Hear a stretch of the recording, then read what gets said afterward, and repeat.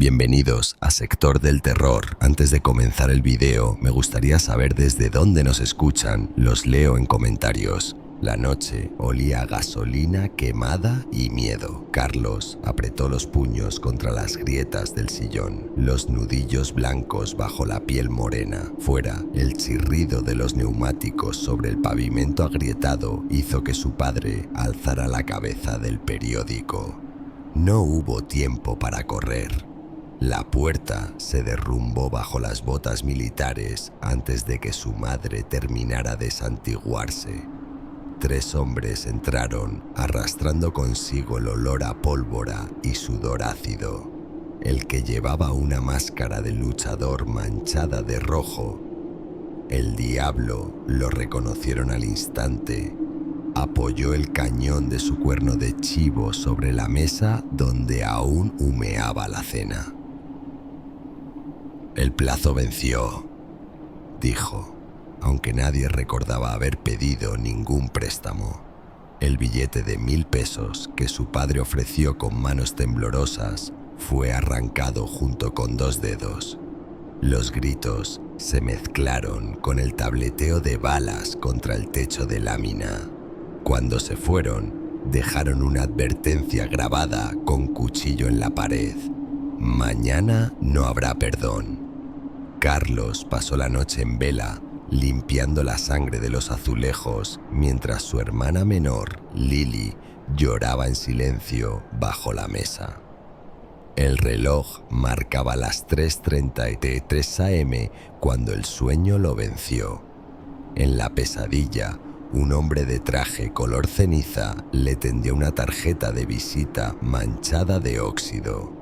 «Busca al que sana con las manos vacías», susurró la figura mientras el papel se disolvía en gusanos. Carlos despertó con ese nombre grabado a fuego en su lengua: Don Mateo, el mismo que las viejas del mercado mencionaban en voz baja al hablar de desaparecidos, el brujo de los Zetas.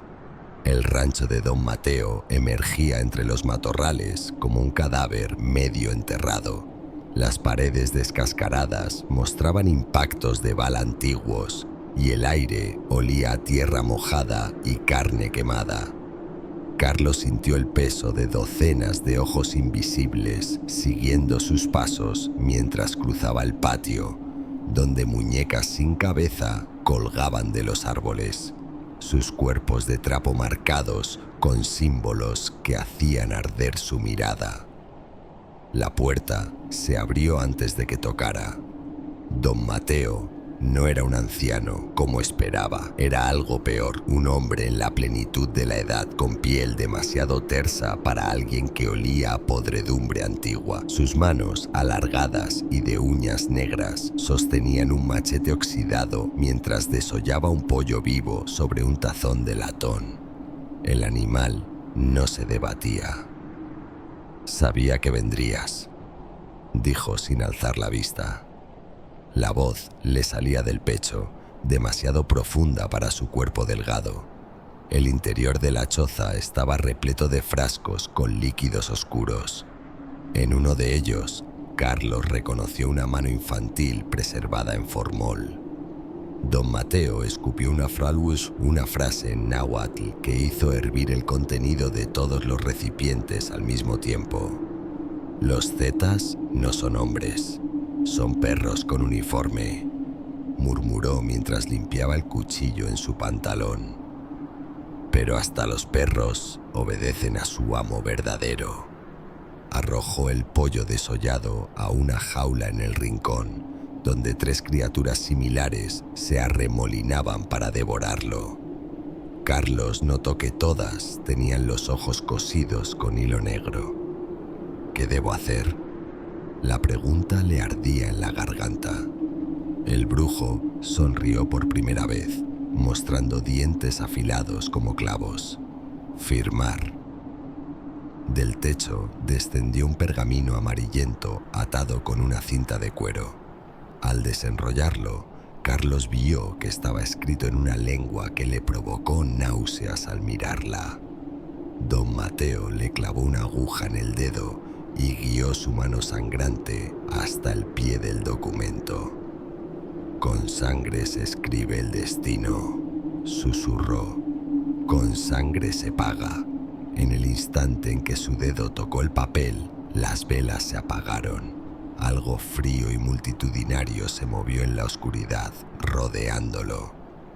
Cuando la luz regresó, el pergamino había desaparecido, y en el espejo sucio de la pared, el reflejo de Carlos sonreía con una boca que no era la suya. El silencio fue lo primero que notó Carlos al despertar. Un silencio espeso, como si el mundo hubiera contenido la respiración. El reloj marcaba las 9:17 am, pero afuera no se escuchaban los habituales gritos de los vendedores ambulantes ni el traqueteo de los autobuses.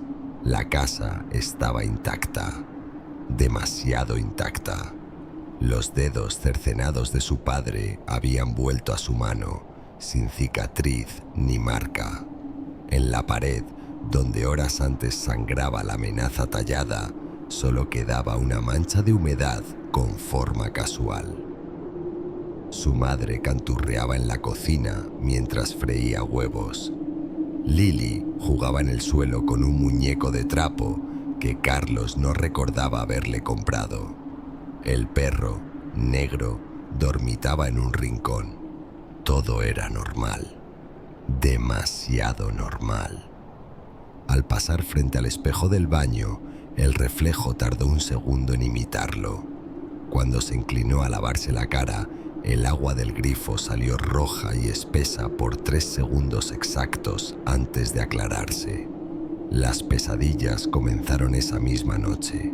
En ellas, una figura alta observaba desde el rincón de su habitación, envuelta en una capa de sombras que respiraban al unísono. Los ojos rojos brillaban en la oscuridad, siguiendo cada uno de sus movimientos. A veces, cuando el sueño era más profundo, la figura se acercaba y Carlos podía distinguir facciones familiares en ese rostro cambiante: la nariz aguileña de Don Mateo, la cicatriz de su padre, los hoyuelos de Lily. El cuarto día despertó con tierra bajo las uñas y un sabor a cobre en la boca. En el patio, Negro gruñía a una mancha oscura en el suelo que desapareció cuando encendió la luz. Su hermana comenzó a despertarse gritando: «El señor de los dientes largos me mira desde el closet», lloriqueaba, señalando el rincón vacío. La madre se santiguaba y murmuraba oraciones, pero Carlos notó cómo sus ojos se posaban en él con una mezcla de miedo y sospecha. El espejo del baño empezó hasta a empañarse solo, y en el vaho aparecían mensajes escritos con algo que olía a bilis. «Tú pediste, nosotros concedimos, ahora esperamos». La noche en que vio por primera vez las sombras moviéndose por su cuenta, Carlos encontró a Negro en el patio trasero. El animal estaba vivo, pero sus ojos habían sido reemplazados por esferas de vidrio negro, y entre sus dientes apretados asomaba un trozo de pergamino amarillento. Cuando lo desenrolló, reconoció su propia letra garabateando una frase que no recordaba haber escrito: «La primera entrega vence en luna llena», y debajo una mancha oscura que se expandía lentamente, como si el papel estuviera sangrando. El dinero comenzó a aparecer en lugares imposibles: billetes doblados dentro de los zapatos, monedas de oro en la olla de frijoles,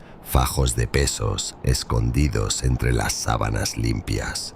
La madre de Carlos los encontraba con las manos temblorosas, persignándose cada vez, pero nunca los rechazaba. Lily dejó de jugar con sus muñecas.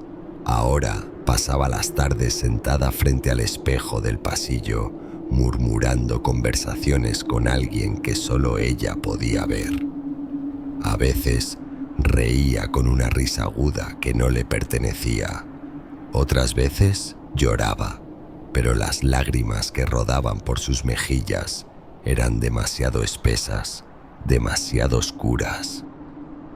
Carlos la encontró una noche dibujando símbolos en la pared junto a su cama. Los trazos estaban hechos con algo pegajoso y rojizo que olía a cobre rancio.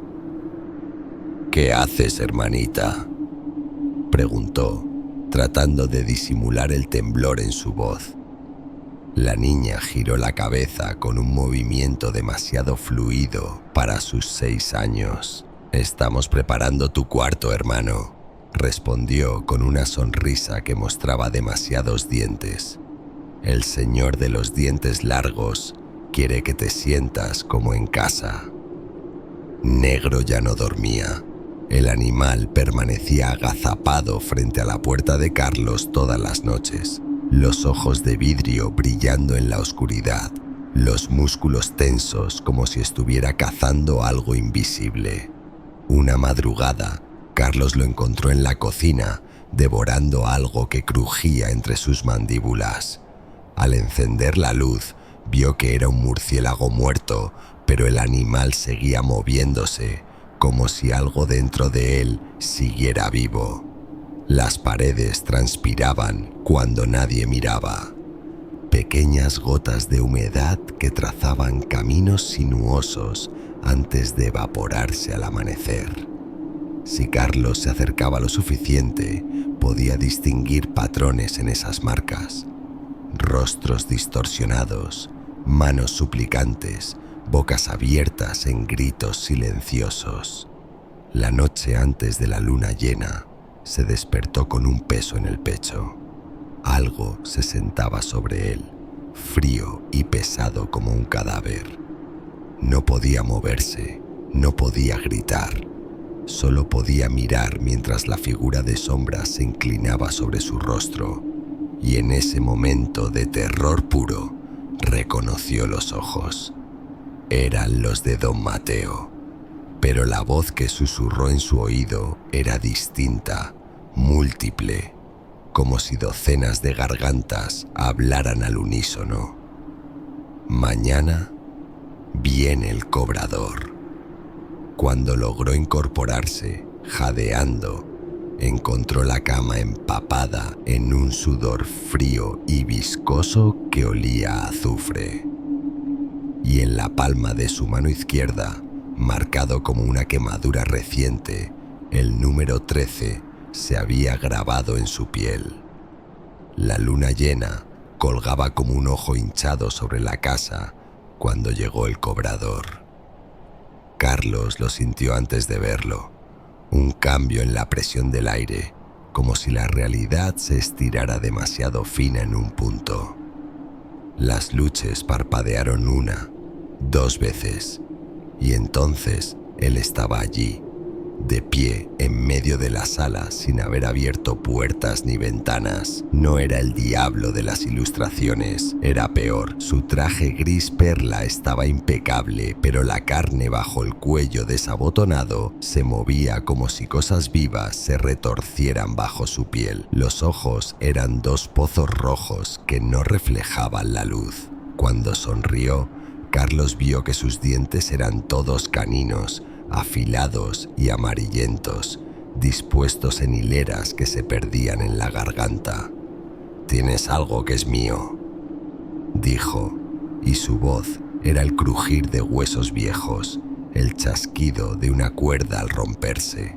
El reloj de pared se detuvo, las manecillas cayeron al suelo, transformándose en escorpiones que se escondieron en las sombras. Carlos intentó hablar, pero su boca estaba llena de un sabor a ceniza y metal. El visitante extendió una mano. Sus dedos eran demasiado largos, las articulaciones se doblaban en ángulos imposibles. «No me diste mucho para trabajar», murmuró, examinando a Carlos como un carnicero evalúa un corte de carne. «Pero las almas jóvenes son tiernas». Le pasó una uña por el pecho. No rompió la piel, pero Carlos sintió como algo esencial se desgarraba dentro de él, un dolor que no pertenecía a este mundo. «Primer pago, los sueños», anunció el visitante y sopló sobre la cara de Carlos.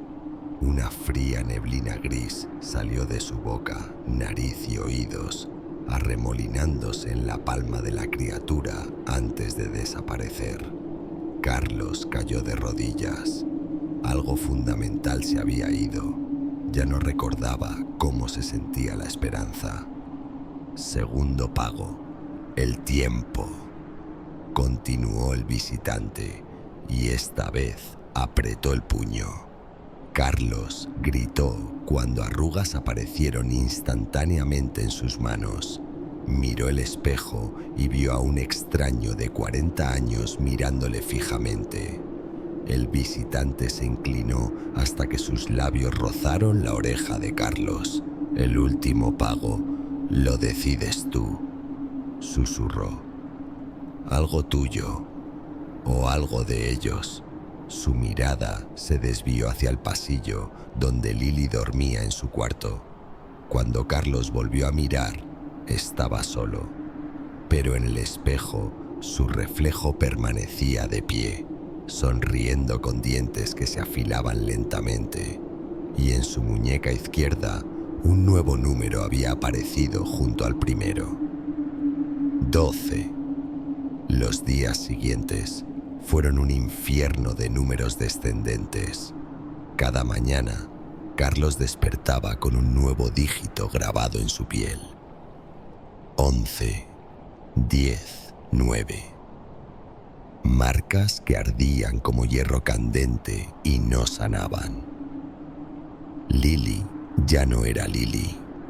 La niña de 6 años ahora hablaba con voces que se superponían, una mezcla de anciano y criatura que hacía vibrar los vidrios. Sus dibujos mostraban siempre la misma imagen: una casa en llamas, y dentro, una figura con los brazos extendidos frente a un hombre alto de traje gris. La madre de Carlos envejeció 20 años en una semana. Su cabello se volvió blanco, su piel se llenó de manchas oscuras. Pasaba las noches rezando frente a un crucifijo que sangraba por las heridas de los clavos. Cuando Carlos intentaba acercarse, ella retrocedía con un miedo animal en los ojos. «No eres mi hijo», susurró una noche, acurrucada en un rincón.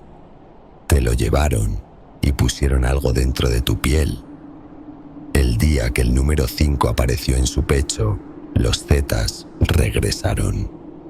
Esta vez no gritaron, no dispararon, simplemente rodearon la casa, sus rostros cubiertos con pasamontañas que parecían fundidos a la carne. El diablo llevaba ahora una máscara diferente, la piel curtida de un rostro humano, todavía sangrante por los bordes. «Don Mateo manda saludos», dijo mientras arrojaba un saco de lona a los pies de Carlos. «Y un regalo». Dentro estaba el cuerpo mutilado de negro. El perro había sido rellenado con algo que se movía bajo su piel muerta. Dice que mañana viene por el pago final. Esa noche, el visitante llegó sin esperar a la medianoche. Se materializó al pie de la cama de Carlos, sus ojos rojos iluminando la habitación con una luz enfermiza. En sus manos sostenía una balanza antigua. De un platillo colgaba un pergamino enrollado con la firma de Carlos. Del otro, 3 figuras de cera que representaban a su familia.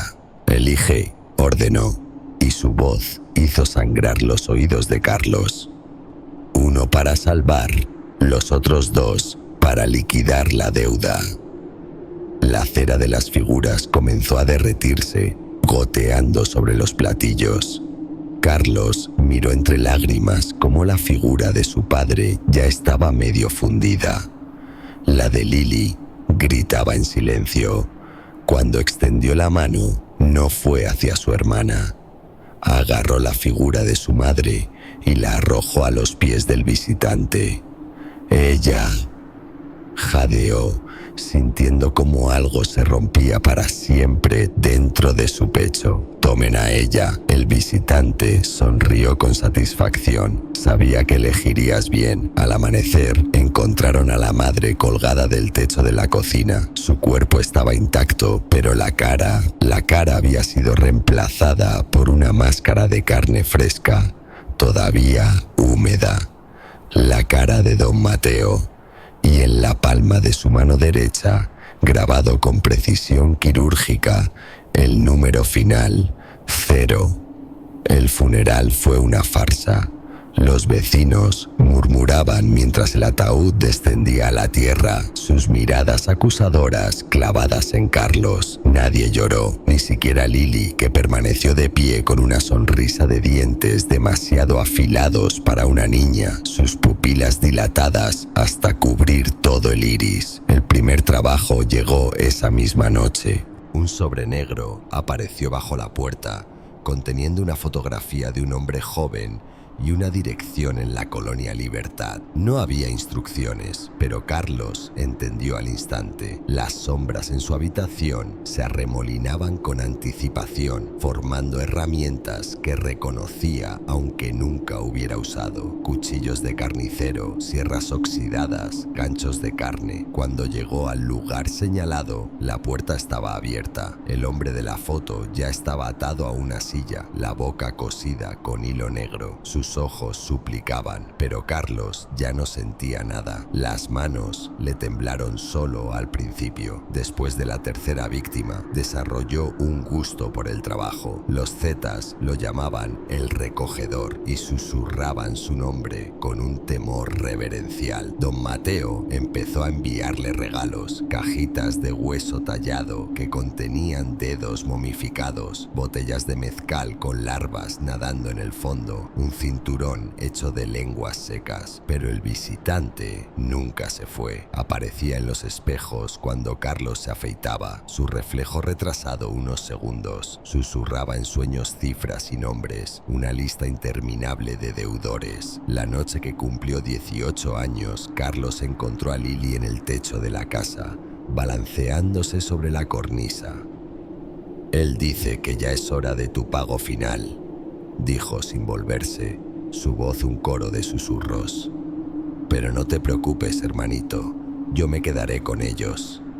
Cuando Carlos se acercó, vio que su hermana no tenía sombra, y en el suelo, formado por las manchas de humedad en el cemento, un número nuevo había aparecido: 666.